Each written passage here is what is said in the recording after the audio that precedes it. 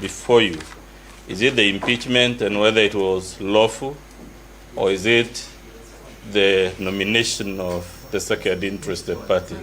Because first of all, it's both, and I would want some protection for me to conclude so that we are all fair. They will have their time to respond, and I will not interfere with it.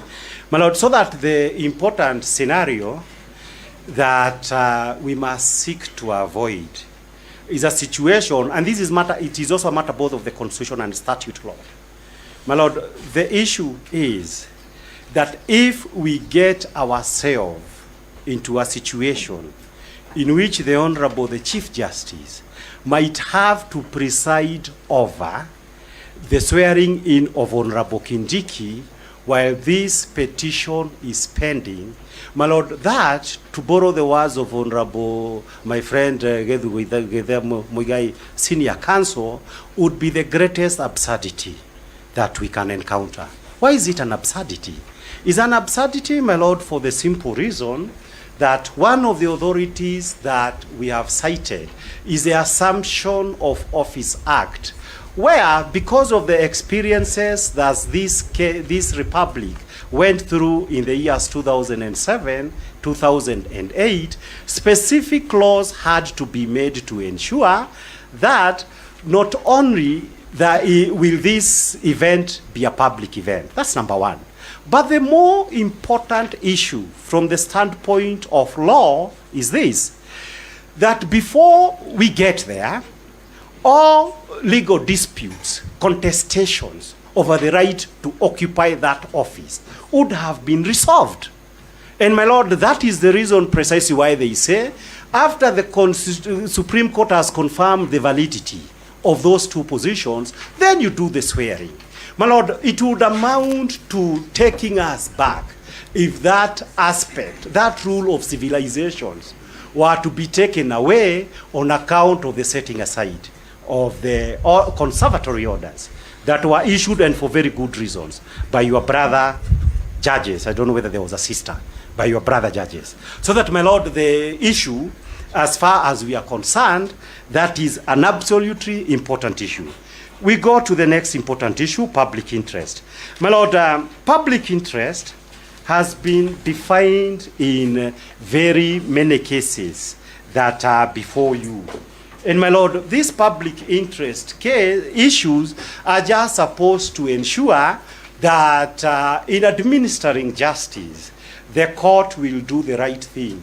Because we actually have a transformative, one of the best constitutions in the world, for the simple reason that we wanted to be a good example across the world as a leading constitutional democracy.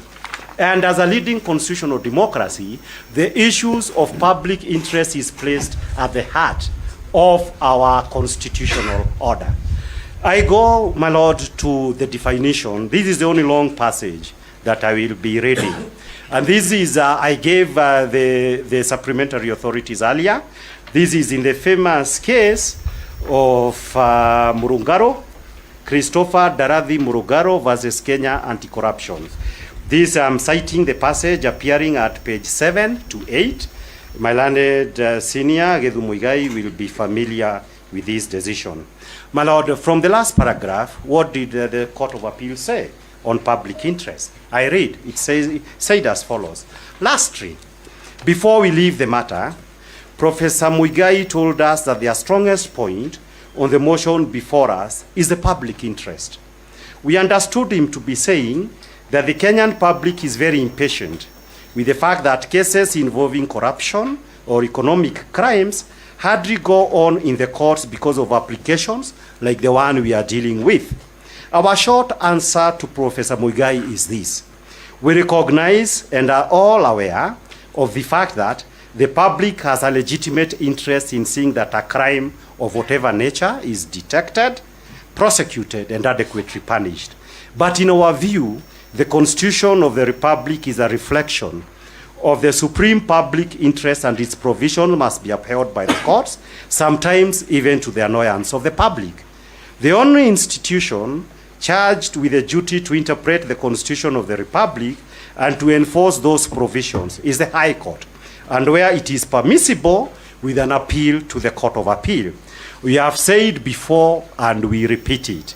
The Kenyan nation has chosen the path of democracy. Our constitution itself talks of what is justifiable in a democratic society. Democracy is often an inefficient and at times a messy system. A dictatorship, on the other hand, might be quite efficient and less messy. In a dictatorship, we could simply round up all those persons we suspect to be involved in corruptions and economic crimes and simply lock them up without much ado. That is not the path Kenya has taken. It has opted for the rule of law, and the rule of law implies due process. The courts must stick to that path, even if the public may, in any particular case, want a contrary thing, and even if those who are mighty and powerful might ignore the court's decisions. Occasionally, those who have been mighty and powerful are the ones who have run to seek the protections of the courts when the circumstances have changed. The courts must continue to give justice to all and sundry, irrespective of their status or former status. What orders should we make in the motion before us? So then, my Lord, I make 3 points with regard to what is public interest as understood by the Court of Appeal. Number 1 is that public interest means enforcement of the constitutions of Kenya. Secondly, my Lord, to make the point from what we have cited, that the first duty of ensuring that you both protect the Constitution of Kenya and you protect public interest is vested in the High Court.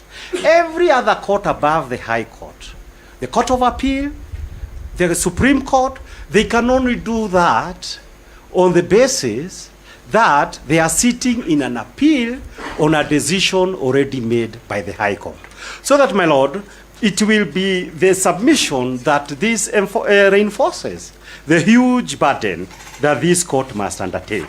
And, my Lord, the final issue that was being understood here is to say a constitutional democracy would not mean anything unless due process is upheld. And due process is the first duty of the High Court, to ensure that in whatever dispute that is before the court, before it is decided, the court has confirmed due process has been observed, and as a constitutional democracy, that is a standard, because they try to compare ourselves with a dictatorship, that as a constitutional democracy, we can live with the decision. As my learned colleague, Mr. Ngoya, was saying, we cannot possibly live with a decision in which we would be seeing the Chief Justice, where, if that were to be the case, you would be seeing the Chief Justice swearing on Rapo Kindiki while we are arguing this matter before the court. So that the rules are clear, the rules do not require much elaboration on what they mean. And since that criterion of public interest has been made by the Supreme Court itself, my Lord, I urge you to uphold it in the manner that will best ensure that the constitutions of Kenya and its dignity have been upheld. My Lord, there is the question, so that I believe that we are very clear on public interest, except to emphasize that for the specifics of this case, what does the call of public interest require this court to do? It's a simple call, 5 quick things. Number 1, to confirm that the law on impeachment has been properly interpreted and applied. That's the first issue. To confirm that the laws on impeachment has been properly interpreted and applied. Number 2 is to achieve substantive justice for the parties, so that when a judgment will be issued by this court, at least everybody can win something, that nobody goes home with a hollow victory.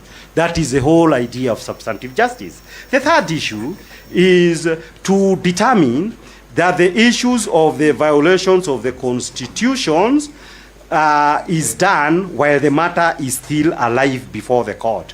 My Lord, very serious issues on Articles 27, 38, and 50 of the constitutions have been raised. They are all under the Bill of Rights. We urge that while public interest needs to be upheld by ensuring that when this court pronounces itself in a judgment, those issues would not have been turned into academic. Number 4, my Lord, is to ensure that the integrity of the presidential or political succession that is written in express law under our constitution is not rendered ridiculous or ineffective. And in those, I point out what we had said earlier. The desire of the makers of the constitution was any person who will hold the office of deputy president and therefore can potentially become president without an election ought himself to be an elected official. So that it's a big thing if this office, and without good reason, except political malice, is held by an appointed person. It is in public interest that an elected deputy president, except for the clearest of evidence, except for the greatest of sins that are clear to all men of justice, is not removed from office. My Lord, the fifth issue is to do this, that this court protects the constitutions. I've already talked something about it, so I don't have to go much into it. My Lord, there are only two decisions before I sit down that I would like to point myself to. There is the issues of Githunguri versus Attorney General. It is one of the cases that are before you. The facts in Githunguri are notorious. And they are also notorious for the simple reason that that decision, those old advocates who are there, Kina Paul Muite and Dr. Gibson Kamau Kuria tells us that it was largely, though it was a 3-judge bench, it was written in the style of Chief Justice Madan. My Lord, that issue said something that is important to me, the younger advocates in Kenya.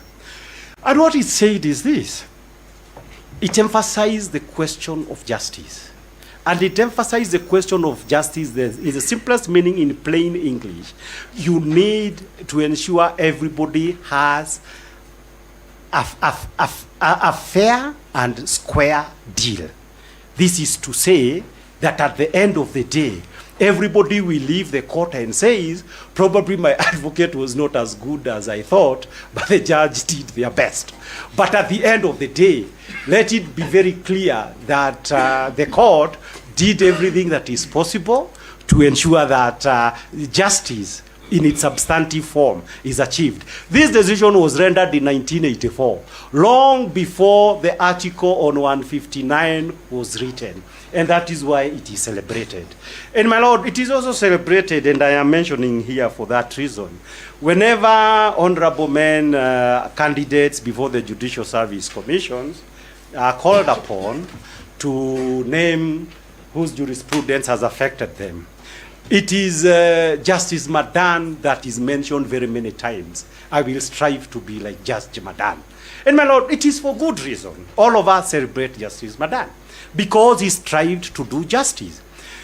But my Lord, in the same case, the older lawyers also told us about Alan Hancock's, about Dugdale, and even about Chunga. They tell us all these stories.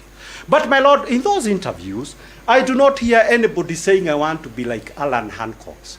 So that, my Lord, I cite Madan in order to support the proposition that Judge Madan would never remove the conservatory orders that are before you, under the principles of doing justice and offering everybody a fair and square deal. The last case that I would want to cite, before I hand over to my learned colleagues, Professor Ogada, has he gone? Oh, I thought whether he has disappeared. My Lord, before I hand over to my learned colleague, is to point out to one little issue.